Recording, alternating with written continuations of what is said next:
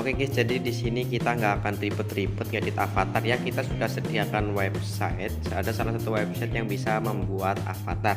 Nah ya, di sini websitenya namanya getavatar.com dan sudah saya sediakan di link deskripsi.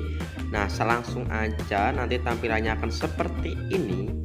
Pertama kita akan membahas dari avatar stylenya dulu. Kita di sini pilih yang circle atau ada lingkaran ya.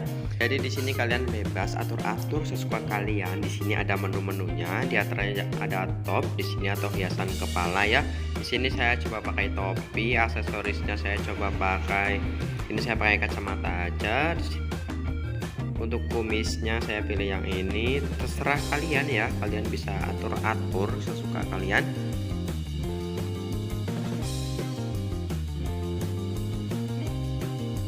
Dan jika kalian sudah atur-atur sesuai yang kalian inginkan, lalu geser ke bawah, nanti akan ada tombol untuk download ya. Di sini kita klik PNG yang di sini, lalu kita klik download.